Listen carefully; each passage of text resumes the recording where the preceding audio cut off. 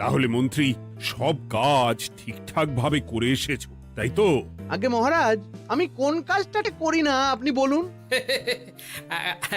আমি শুধু আপনাকে ওই কোষাগার থেকে মোহর সরানোর কাজটাই খুব ভালোভাবে করতে দেখেছি মন্ত্রী মশাই। আর বাকি সব কাজে তো আপনি লবডঙ্কা। গোপাল, মুখ সামলে কথা বলো, হ্যাঁ? বেশি বাড়াবাড়ি করো না। কি বলতে চাইছেন মন্ত্রী মশাই? বাড়াবাড়ি করলে মারামারি হয়ে যাবে? আচ্ছা, হয়েছে হয়েছে, অনেক হয়েছে, সকলে এইবারে থামো। ঝগড়াঝাটি বন্ধ হোক, এমনিতেই খুব গরম। বলছি কি, যা গরম পড়েছে এইখানে তো থাকাটাই দায় হয়ে যাচ্ছে। উফ, আর যে পেরে উঠছি না। মনে হয় আপাতত এখান থেকে কদিনের জন্য। মহারাজ, বাইরে রাজ্যের প্রজারা জড়ো হয়েছে, সকলে মিলে বিক্ষোভ করছে। একবার শিগগির আসুন মহারাজ, নইলে সাংঘাতিক কিছু একটা ঘটে যাবে। কি হলো? আবারও কোনো সমস্যা হলো নাকি? আমাদের রাজ্যের প্রজারা তো যথেষ্ট বোঝদার, তারা তো এমনি এমনি ঝামেলা ঝঞ্ঝাট সৃষ্টি করার মানুষ নয়। গোপাল, চলো গিয়ে দেখি।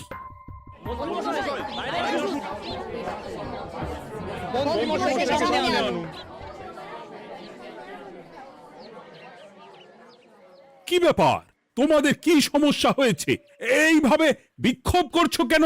মহারাজ, মন্ত্রী মশাইকে সামনে আনুন, তারপর বলছি কি হয়েছে না হয়েছে। সেরেছে। আরে, আমাকে ডাকছে কেন? আচ্ছা, বলছি তোমরা একটু শান্ত হও। আমি বুঝতে পারছি তোমরা কিছু একটা কারণে খুবই অসন্তুষ্ট হয়েছো, তাই সেই জন্য বলছি আগে শান্ত হও, তারপর বলো মন্ত্রী মশাইকে কেন খুঁজছো, উনি কি করেছেন? গোপাল দাদা, তুমি তো জানোই রাজ্যে যা গরম পড়েছে, তার জন্য খাল বিল পুকুর নদী নালা একেবারে শুকিয়ে গেছে, চারিদিকে জলের হাহাকার। হ্যাঁ হ্যাঁ, সে তো জানি। গত সপ্তাহে এই সমস্যার কথা জানিয়ে মহারাজকে অনুরোধ করে গিয়েছিলাম যে রাজ্যের বাঁধটা যাতে খুলে দেওয়া হয়। কেন? আমি তো তোমাদের কথা রেখেছি। আমি তো দুদিন আগেই মন্ত্রীকে পর্যাপ্ত পরিমাণে মোহর দিয়ে বাঁধ খোলার কাজে পাঠিয়েছিলাম। কেন, উনি কি বাঁধ খোলেননি? সেইটা ওনাকেই জিজ্ঞাসা করুন। গত দুদিনে উনি তো বাঁধ খুলতে আসেনি, উপরন্তু আমরা ওনাকে ডাকতে গেলে উনি আমাদেরকে তাড়িয়ে দিয়েছেন। সে কি, এ তো ভারী অন্যায়। দুদিন ধরে অপেক্ষা করে আর না থাকতে পেরে আজকে আমরা এখানে এসেছি। এই অবস্থা আমরা কি করব? যদি আমাদেরকে আমাদের রাজ্য সাহায্য না করে তাহলে কোথায় যাব আমরা? ছি ছি ছি, আমি তো ভাবতেই পারছি না। মন্ত্রী, এই মন্ত্রী! মহারাজ, মন্ত্রী মশাইয়ের ব্যাপারটা পরে দেখে নিচ্ছি, আগে এদেরকে শান্ত করেই চলুন। মনে রাখবেন, প্রজারা একবার বিপক্ষে চলে গেলে কিন্তু খুব মুশকিল হয়ে যাবে। শোনো সকলে, তোমরা আজকের দিনটা একটু কষ্ট করো। আমি কথা দিচ্ছি, কাল সকাল হলেই বাঁধ খোলার ব্যবস্থা করব, ঠিক আছে? ঠিক কথা বলেছো তো গোপাল দাদা। দাদা বলে যখন ডাকো, তখন দেখো এই দাদা তার ভাইদের কিছুতেই নিরাশ করবে না। শুধু আজকের দিনটা একটু চেয়ে নিচ্ছি, ব্যাস। ঠিক আছে, আজকে আমরা চলে যাচ্ছি, কিন্তু কালকে কিছু না হলেই। কোনো কিন্তুরই জায়গায় নেই পুঁটির বাবা। আর তোমরা আর রাগ করো না। চিন্তা করো না, সকাল হলেই সাঙ্গ পাঙ্গ নিয়ে আমি বাঁধ খোলার কাজে নেমে যাব।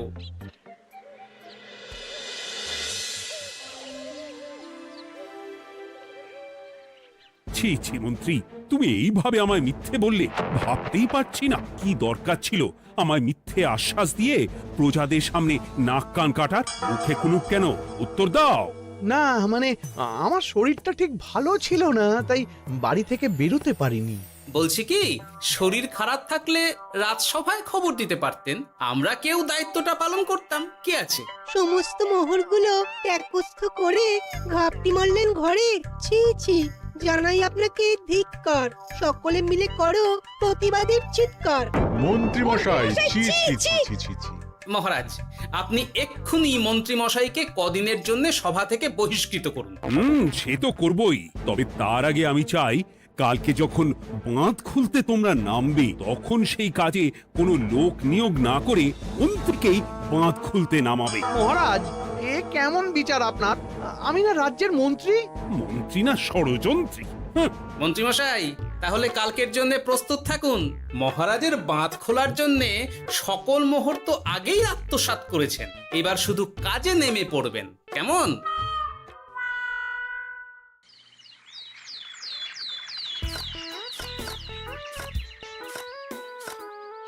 ওহ গোপাল, এইবারে ছেড়ে দাও, আর পাচ্ছি না। এত সহজে হাল ছাড়লে হবে বলুন? এই কে আছো? ওই শাবল কোদালগুলো দাও, আমি এদিকটায় খুঁচিয়ে দিই। সভাকবি, বিজ্ঞানী, এসো এসো এসো, হাত লাগাও। সবে মিলে করি কাজ, বাঁধ খোলা হবে আজ। বাঁধ খোলা হবে আজ, মন দিয়ে করো কাজ। একদম, হাত লাগাও, জোর লাগাও। গোপাল দাদা, সভাকবি, বিজ্ঞানী দাদা আর আর বাকি দাদা ভাইরা আসুন আসুন, সকলে একটু শরবত খান। আমাকেও একটু শরবত দাও। মোহরগুলো খেয়েও তৃষ্ণা মেটেনি বুঝি? হুম হুম। বাঁধ এক্ষুনি খুলবে, প্রজাদের সব জ্বালা জুড়বে। বাঁধ খুলে গেছে। আমাকে বাঁচাও, আমাকে বাঁচাও। কোনো সময় ভুল করলে নিজেই সেই ভুল শুধরে আবার ফিরতে হয়। আপনিও তাই করুন মন্ত্রী মশাই, নিজে নিজেই উঠে আসুন। চলো সকলে। গোপাল, তুমি তোমার সাথীদের নিয়ে যা করলে সত্যি ভাবাই যায় না। মহারাজ, নিজেদের রাজ্যের সমস্যায় নিজেরাই কোমর বেঁধে নেমে সমস্যার সমাধান করেছি, পরিস্থিতি মোকাবিলা করেছি। এর জন্য আপনি এমন করে বলবেন না। ওহ, তোমরা না থাকলে যে কি হতো। মহারাজ, আমরা আছি তো, এত ভাববেন না আপনি। আপনি বরং আমাদের সকলের জন্য কিছু খাবারের ব্যবস্থা করুন, খুব খিদে পেয়ে গেছে। হ্যাঁ, নিশ্চয়ই নিশ্চয়ই। তোমরা সকলে ভিতরে এসো, হাত পা ধুয়ে নাও, ততক্ষণে আমি রানীকে আহারের ব্যবস্থা করতে বলছি।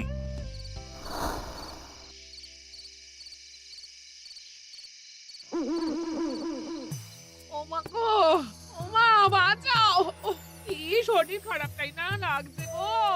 একে গিন্নি, বাবারে, কি হয়েছেটা কি? ও, তুমি এইভাবে এখানে শুয়ে কাতরাচ্ছ কেন? বলি তুমি এসেছো?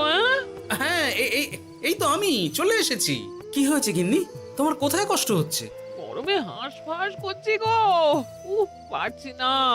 রান্না করতে গিয়ে খুব বাজে অবস্থা হয়ে গেছে গো, এই থেকে এইখানে পড়ে পড়ে গড়াচ্ছি। ঠিক আছে, আজ আর রান্না করতে হবে না গিন্নি, আমি রাজবাড়ি থেকে খেয়ে এসেছি। বাহ, নিজে খেয়ে এসেছো বলে আর রান্না করতে হবে না বলে দিলে? এদিকে রাত্রে আমি খাবো কি, সে খেয়াল আছে? হ্যাঁ হ্যাঁ, খেয়াল আছে, খেয়াল আছে। যাও, আমার জন্য রান্না চাপাও আর একটু জল দাও। দেখো, এত গরম পড়ে কৃষ্ণনগরের অবস্থা শোচনীয় হয়ে গেছে। বয়স্ক লোকেরা কোনো কাজই করতে পারছে না। সত্যি তো, এই গরমে রান্না করাটা খুবই কঠিন গিন্নি। কি বললে? আমি বয়স্ক লোক? আমার বয়স হয়ে গেছে, তাহলে নিজে কি? না না গিন্নি, আমি তোমায় কিছু বলিনি। আমি গোটা কৃষ্ণনগরের সাধারণ বয়স্কাদের উদ্দেশ্যেই কথাটা বললাম। তোমার তো বয়স হয়েছে বলে মনেই হয় না গিন্নি। ও তাই বলো?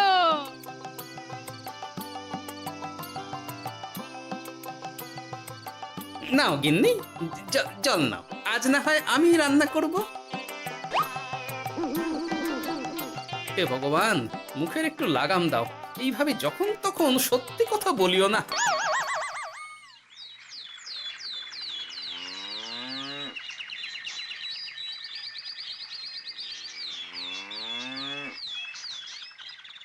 গোপাল দাদা, ও গোপাল দাদা, একবারটি বাইরে এসো, মহারাজ জরুরি তলব করেছেন। আবার কি হলো গোপাল দাদা, গিন্নি? একবার ও বাইরে গোপাল গিয়ে দাদা। দেখে আসি, বুঝলে? পেয়াদা এসে অনেকক্ষণ থেকে ডাকছে। গোপাল দাদা, আচ্ছা, গিয়ে গোপাল দেখো। দাদা, ও গোপাল দাদা, গোপাল দাদা, ও গোপাল দাদা, আরে তুমি এক্ষুনি একবার প্রাসাদে চলো, রানীমার খুব শরীর খারাপ করেছে, মহারাজ তোমাকে খবর দিতে বললেন। ঠিক আছে, তুমি যাও, আমি আসছি।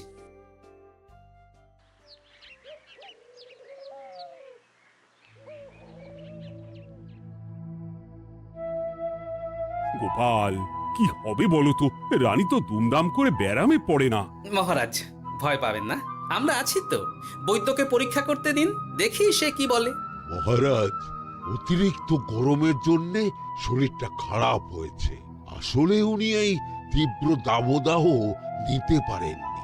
তবে চিন্তা করবেন না মহারাজ, আমি বাড়ি গিয়ে এক ধরনের বিশেষ পথ্য পাঠিয়ে দিচ্ছি। রানীমা খেলেই সুস্থ হয়ে উঠবেন। মহারাজ নিজের কানেই তো শুনলেন, রানীমার তেমন গুরুতর কিছু হয়নি, চিন্তা করবেন না। বৈদ্যর ওষুধে উনি সেরে উঠবেন। যাওয়ার আগে একটা কথা বলে যাই, গরমের এই দাবদাহ কিন্তু আরো ভয়ঙ্কর হবে, তাই সকলে খুব সাবধানে থাকবেন। শরীর যাতে ঠান্ডা থাকে এমন হালকা পাতলা খাবার খাবেন। আসি, রাজসভায় দেখা হবে। মহারাজ, বৈদ্যমশাই কিন্তু এটা ঠিক বলেছেন, গরম আরো বাড়বে, তাই দুজনেই খুব সাবধানে থাকবেন, কেমন? গতকাল তো আমার গিন্নিও গরমের চোটে কুপোকাত হয়ে গেছিল, শেষমেশ আমাকে বাড়ি গিয়ে রান্না করতে হলো আর কি। ও বাবা, তাই নাকি? তাহলে তো খুবই চিন্তার ব্যাপার। আচ্ছা মহারাজ, আমি তাহলে এখন আসি, আবার রাজসভায় দেখা হবে। এই গরমে আর এখানে থাকতে পারছি না, বলছি কদিনের জন্য না একটু অন্য কোথাও গেলে হয় না গো? গিন্নি, এই গরমে ঘরেই থাকো, অন্য কোথাও যাওয়ার মোটে নাম করো না। বাইরে বেরোতে গিয়ে যদি কোনোভাবে গরম হাওয়া শরীরে লেগে যায় তাহলে বিপত্তির আর শেষ থাকবে না গিন্নি। কিন্তু এখানেও তো যা গরম পড়েছে, পচে গলে মরে যাই আর কি। উফ গিন্নি, দয়া করে এইসব বাজে কথা বলা বন্ধ করো তো, আমার আয়ুর থেকেও তোমার আয়ু দীর্ঘ হোক। বাহ, তুমি এসব কথা কোথা থেকে শিখলে গো? হুম? এই তো তোমার থেকে আর কি। গোপাল, গোপাল, রাজ্যের অবস্থা খুবই বেহাল। এই সবই আমাদের পোড়া কপাল। আরে সভা কবি, কি হয়েছে? তোমাকে দেখে তো মনে হচ্ছে তুমি কিছু... বিজ্ঞানী মহারাজ দুজনেই অজ্ঞান, ঘটি ঘটি জল ঢেলেও ফেরাতে পারেনি তাদের জ্ঞান। কি বলছো কি? তা তুমি এই ব্যাপারটা জানলে কি করে? গিয়েছিলাম একটু আগে বিজ্ঞানীর বাড়ি, গিয়ে দেখি লোকজনের ভিড়, সারি সারি। সে কি? শুনলাম মহারাজ তাকে কিছু বলতে এসেছিলেন, তারপরে দুজনে বাইরে বেরিয়ে আসতেই অজ্ঞান হয়ে গেলেন। মহারাজ বিজ্ঞানীর বাড়ি গিয়েছিলেন, তাও আবার রানীমাকে ছেড়ে? রাজবৈদ্য কত করে বললেন এই সময় যখন তখন ঘরের বাইরে বেরোবেন না, কে শোনে কার কথা? আমার মনে হয় মহারাজ তেমন কোনো গুরুত্বপূর্ণ কিছু কথা বলতেই বিজ্ঞানীর বাড়ি গিয়েছিলেন। গরম কমানোর উপায় আলোচনা করতে হয় তো গিয়েছিলেন।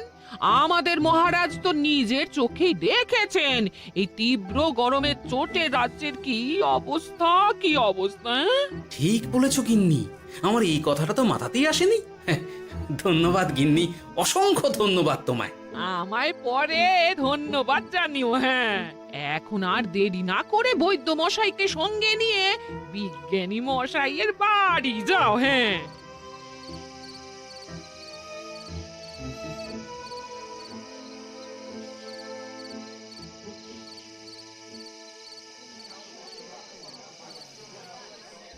কি বুঝছেন বৈদ্যমশাই? খুব একটা ভালো কিছু বুঝছি না গোপাল। দেখো, সত্যি বলতে ওই কৃষ্ণনগরের অবস্থা খুবই বাজে, তাই এখানকার মানুষেরা একে একে অসুস্থ হয়ে পড়ছে। বাইরের অবস্থাটাও তো ভালো নয়, বুঝতেই পারছো। এখন সান্ধ্যকালীন হাওয়াতেও গরমের তাত রয়েছে। দেখুন, রাজ্যের যা অবস্থা তাতে যদি রাজ্যের মাথা থেকে সমস্ত প্রশাসনিক প্রধানরাই অসুস্থ হয়ে পড়েন তাহলে তো ভীষণ বিপদ। সে তো বটেই, এই জন্যেই আমি বলি কি, মহারাজ সহ সকল সভাসদেরা এই রাজ্য ছেড়ে কদিনের জন্য পাহাড়ি কোনো এক জায়গায় গিয়ে থাকুন, পরিবার নিয়েই যান। দেখুন, আগে নিজেরা বাঁচলে তবে তো রাজ্যবাসীকে ভালো রাখতে পারবেন, তাই না? কথাটা কিন্তু মন্দ বলেনি বৈদ্য। গোপাল, এই গোপাল, তুমি পাহাড়ে যাওয়ার ব্যবস্থা করো। এইখানে আর কিছুদিন থাকলে মরেই যাব। হ্যাঁ গোপাল, আমারও তাই মত। এক্ষুনি যা শরীরে ক্লান্তি এসেছে, আর কদিন এইখানে থাকলে মরেই যাব। মহারাজের অনুরোধে গরম কমানোর কোনো ব্যবস্থাও তো করতে পারলাম না, বাইরে বেরোনো মাত্রই দুজনে মূর্ছা গেলাম। বাবা, ঠিক আছে, বুঝেছি। মহারাজ, আপনি আর এই ব্যাপারটা নিয়ে বেশি ভাববেন না। বিজ্ঞানী, তুমিও আর বেশি কথা বলো না। আমি পাহাড়ে যাওয়ার ব্যবস্থা করছি। আমরা রাজসভা সকলে সব পরিবারে যাব। অনেক কাজ হয়েছে, এখন কিছুদিন আমাদের বিশ্রাম দরকার।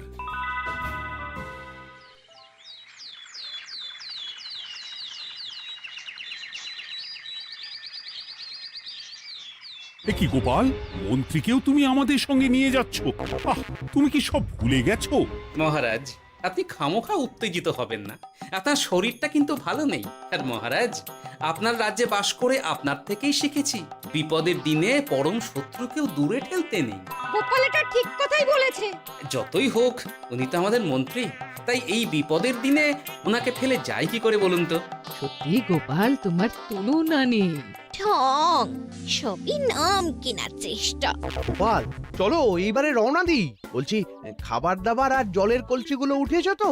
হ্যাঁ, খাবারের পাত্রগুলো আপনার জিম্মায় থাকবে, আর জলের কলসিগুলো আমি সামলাবো।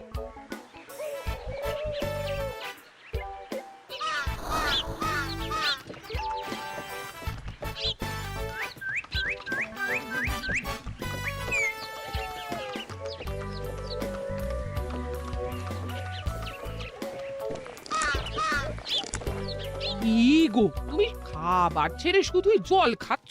ওদিকে মন্ত্রী মশাই যে সব খাবার একাই সাবার করে দিলেন। না ভালোই তো, খাক না। এরপরে বড় বাইরে যেতে হলে বুঝবে, আমি তো ওই জন্যই নিজের জিম্মায় শুধুমাত্র জল নিয়েছি। দেখো, জল খেলে ছোট বাইরে যাওয়ার দরকার হলে চলে যেতে পারবো, কিন্তু বড় বাইরে যাওয়ার দরকার হলে তো যেখানে সেখানে যেতে পারবো না। তাই জলই সই। কিন্তু সবার জল যদি তুমি একাই শেষ করে দিলে, তাহলে এই রে, এটা তো ঠিক বলেছো গিন্নি। পথে ঘাটে কোনো পানীয় জলের পুকুর বা কুয়ো দেখলে জল ভরে নিতে হবে, বুঝলে?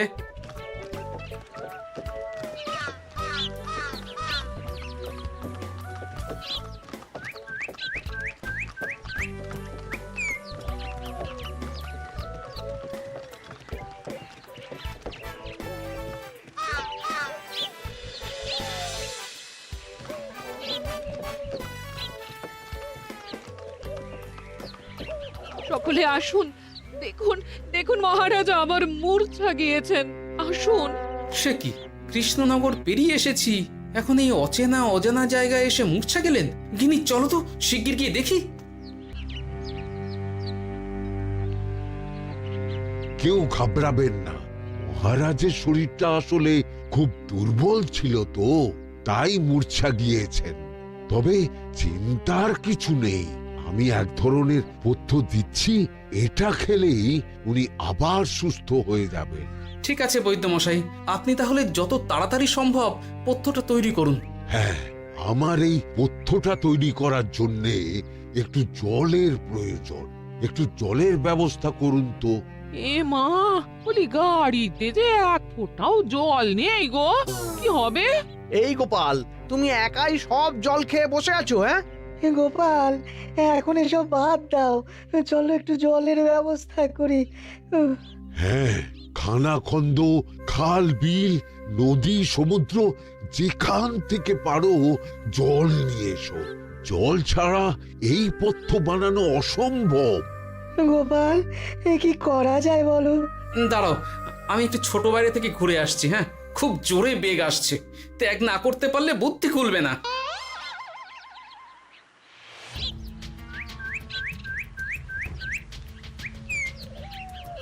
ওদিকে একটা পাত কুয়ো দেখতে পাচ্ছি মনে হচ্ছে।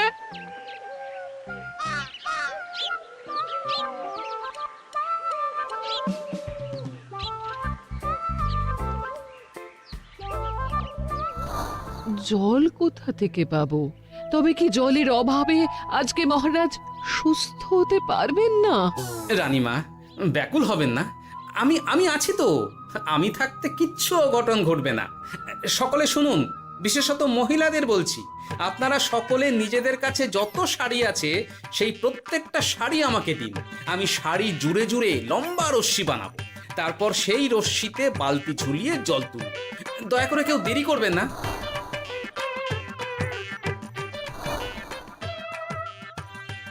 এই নাও আমার 5খানা শাড়ি। হ্যাঁ, এই নাও আমার 10খানা শাড়ি।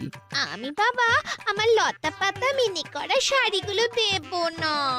যা পারো করো, আমি বড় বাইরেতে যাচ্ছি। ওমা, বিপদের দিনে শাড়ি দেবে না? গায়ের জোরে নিয়ে আসবো। হ্যাঁ,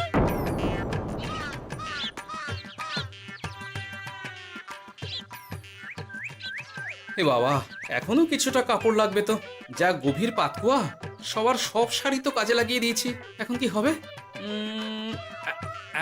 আরে ওই তো কার একটা ঝোপের কাছে ধুতি পড়ে রয়েছে, যাই ওইটাই নিয়ে নি। এই গোপাল গোপাল, আরে করো কি, ওটা তো আমার ধুতি। আরে আরে আমি এই ঝোপে বড় বাইরের জন্য এসেছি। আরে মন্ত্রী মশাই, বড় বাইরে করার সময় অযথা অন্যদিকে মন দেবেন না, তাহলে পেট সাফা হবে না।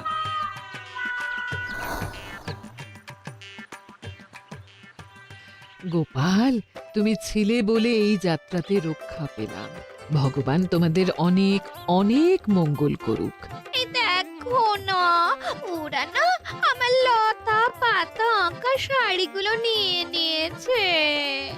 এই, দূর তোমার শাড়ির লতা পাতা, আমি নিজেই জড়িয়েছি বড় বড় ঘাস পাতা। চুল করছে রে, দূর ছাতা, দূর ছাতা। হাসির রাজা, জ্ঞানের রাজা, রসিক রাজা।